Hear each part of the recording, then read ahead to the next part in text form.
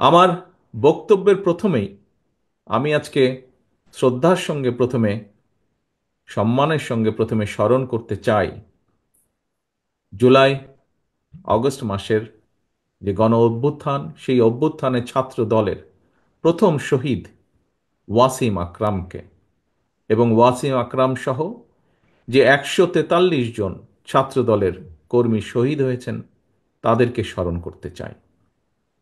আমি একই সাথে আজকের এই 46তম প্রতিষ্ঠা বার্ষিকীতে স্মরণ করতে চাই বিগত 15 বছর ধরে স্বৈরাচার বিরোধী আন্দোলনে ছাত্র দলের যে সকল সহকর্মীবৃন্দ শহীদ হয়েছেন, নুরুস নুরুজ্জামান জনি সহ, নুরুল আলম নুরু সহ হাজারো, শত শত হাজারো সহকর্মীবৃন্দ যারা শহীদ হয়েছেন, গুম হয়েছেন, খুন হয়েছেন, তাদেরকে স্মরণ করতে চাই শ্রদ্ধার সাথে।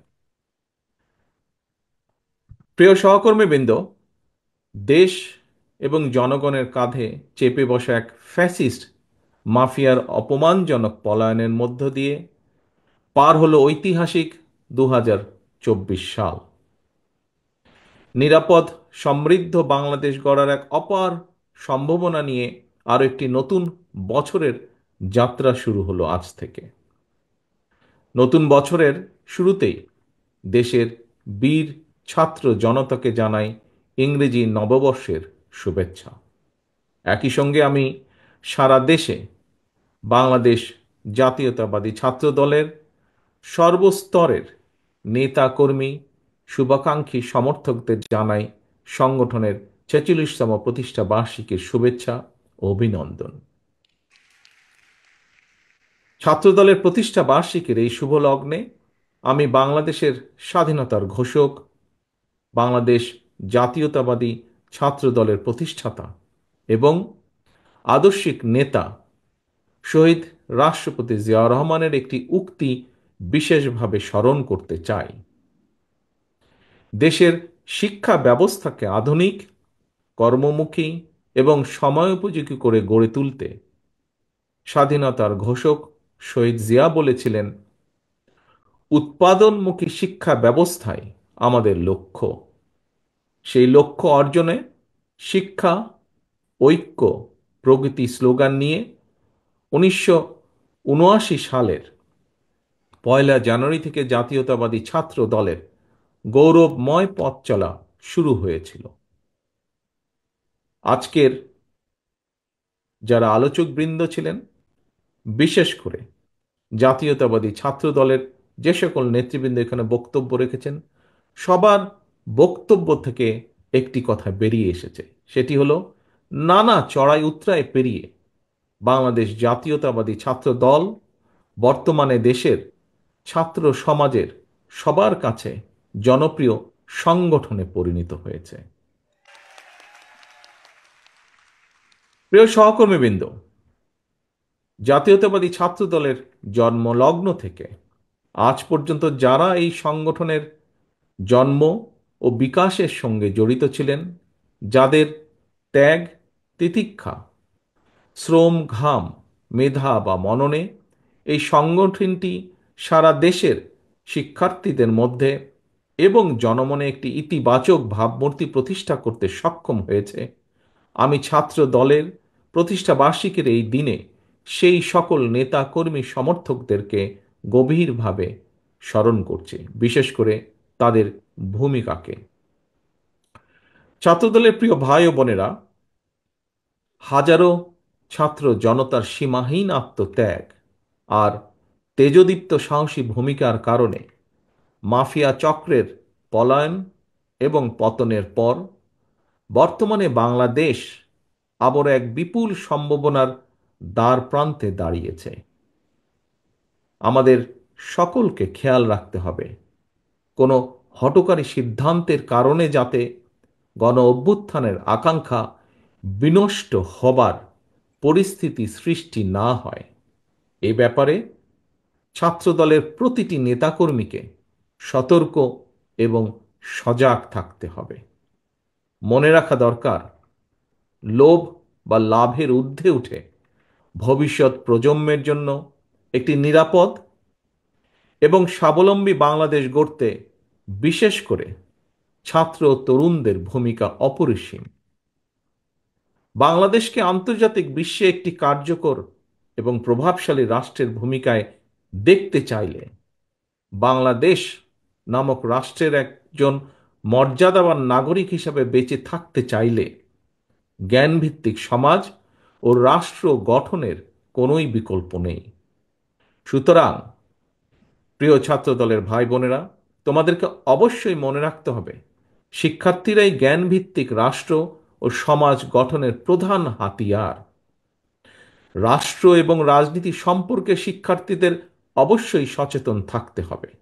তবে শিক্ষার্থী হিসাবে তোমাদের প্রথম এবং প্রধান লক্ষ্য হতে হবে লেখাপড়া, লেখাপড়া এবং লেখাপড়া।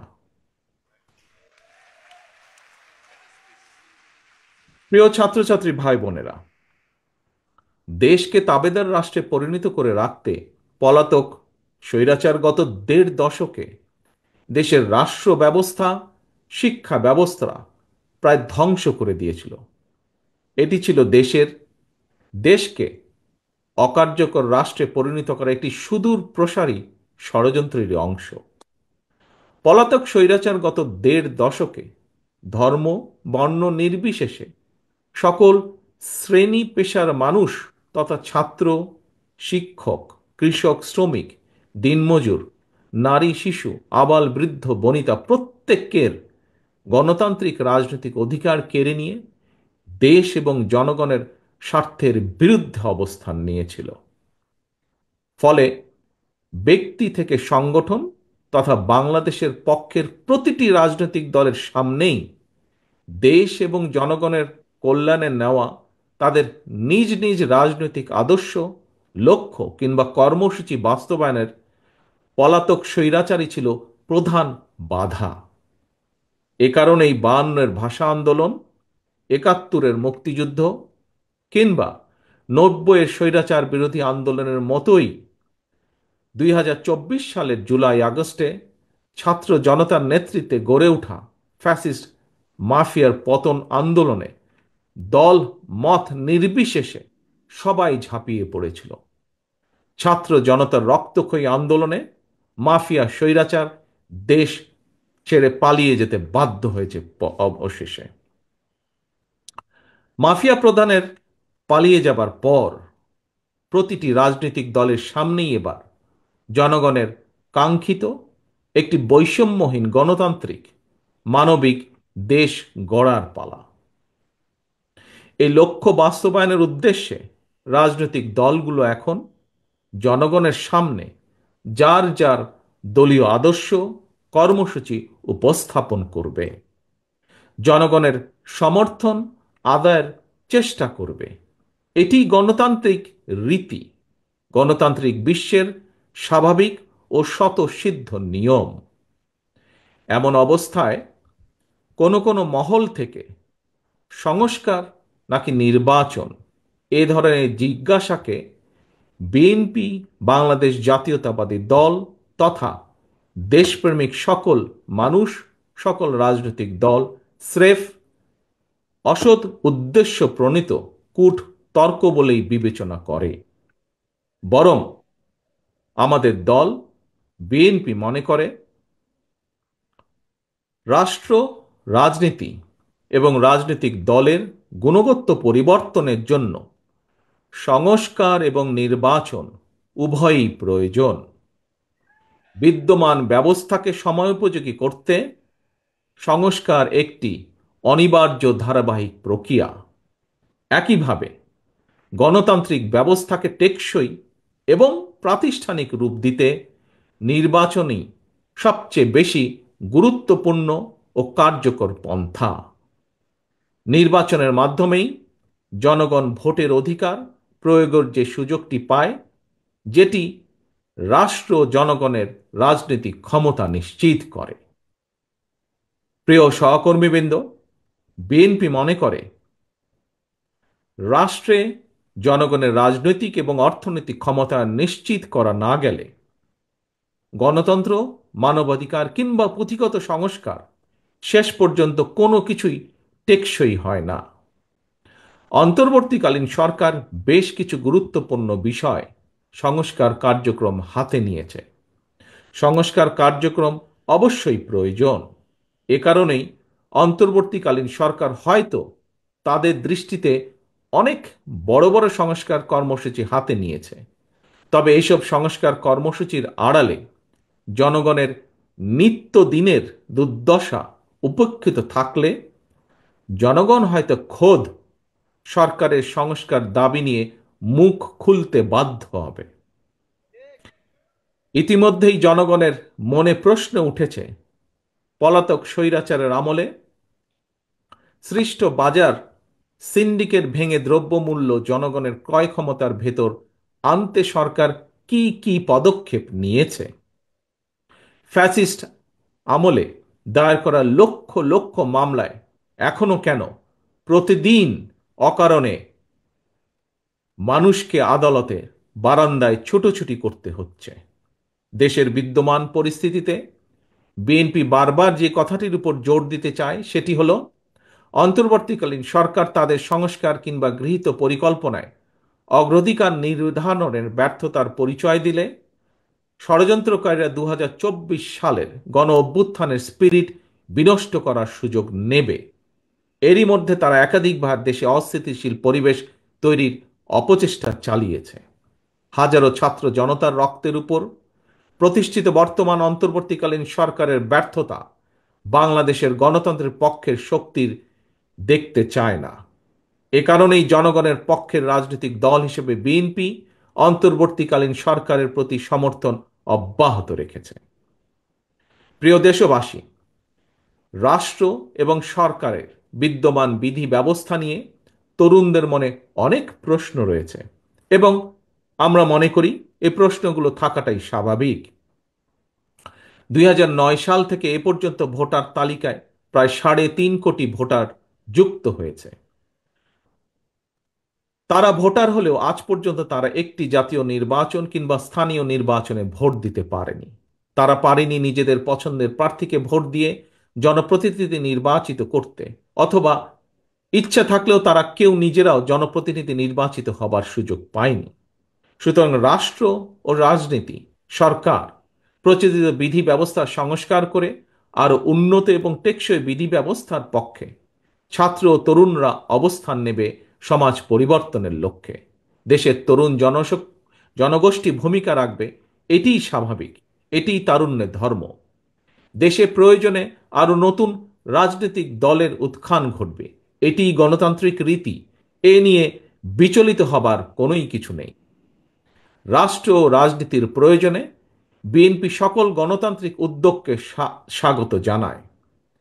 বিএনপি তার জন্মলগ্ন থেকে আজ পর্যন্ত সকল পরিস্থিতিতে, সকল সময় বহু দল বহু মতের চর্চার পক্ষে, যা মহাসচিব সাহেবও তার বক্তব্যে উল্লেখ করেছেন। এক্ষেত্রে বিএনপির দৃষ্টিভঙ্গি অত্যন্ত স্বচ্ছ। জনগণ কোনো রাজনৈতিক দলকে গ্রহণ করবে কিংবা বর্জন করবে, নির্বাচনের মাধ্যমে সেই রায় দেবে জনগণের আদালত। তবে যারা জনগণের আদালতের রায়ের মুখোমুখি হতে ভয় পায় কিংবা যাদের ভিন্ন কোনো উদ্দেশ্য রয়েছে, তারাই নির্বাচন অনুষ্ঠান নিয়ে নানা রকম বিভ্রান্তি সৃষ্টি করে। গণতান্ত্রিক আমি জনগণের প্রতি আহ্বান, আপনারা ধৈর্য হারাবেন না। নির্বাচনের জন্য মানসিক প্রস্তুতি নিতে থাকুন। নির্বাচন কমিশন তাদের উপর অর্পিত দায়িত্ব যথারীতি পালন করবে, এ বিশ্বাস রাখুন। বিএনপির নেতাকর্মী সমর্থকদের প্রতি আহ্বান জানিয়ে বলতে চাই, আপনারা অপপ্রচারে বিভ্রান্ত হবেন না, বরং সতর্ক থাকবেন। নিজেরা এমন কোনো কাজে সম্পৃক্ত হবেন না যাতে কেউ অপপ্রচারের সুযোগ পায়। নিজেদেরকে জনগণের আস্থায় রাখুন, জনগণের আস্থায় রাখার জন্য সর্বোচ্চ চেষ্টা করুন। সর্বশেষে 46তম ছাত্র দলের প্রতিষ্ঠা বার্ষিকীর এই শুভ লগ্নে সারা দেশে জাতীয়তাবাদী ছাত্র দলের নেতা কর্মী সমর্থকদের প্রতি আহ্বান জানিয়ে বলবো, লেখাপড়ার পাশাপাশি তোমরা নিজেদেরকে জনকল্যাণমূলক কার্যক্রমের সঙ্গে সম্পৃক্ত রাখো। শিক্ষা প্রতিষ্ঠানে নিজেদেরকে একজন আদর্শ শিক্ষার্থী হিসাবে গড়ে তুলতে সচেষ্ট হও। শিক্ষার্থী কিংবা অভিভাবক, আমাদের প্রত্যেকের মনে রাখা জরুরি, আজকের শিক্ষার্থীরাই আগামীর বাংলাদেশ। সুতরাং শিক্ষার্থীদেরকে শিক্ষা দীক্ষায়, জ্ঞানে বিজ্ঞানে সমৃদ্ধ করা না গেলে নিশ্চিতভাবেই হয়তো আবারও পথ হারাবে আমাদের প্রিয় বাংলাদেশ।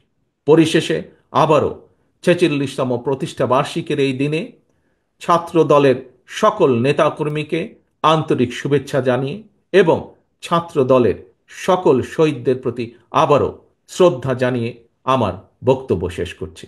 আল্লাহ হাফেজ। বাংলাদেশ জিন্দাবাদ। বাংলাদেশ জাতীয়তাবাদী দল জিন্দাবাদ। আমরা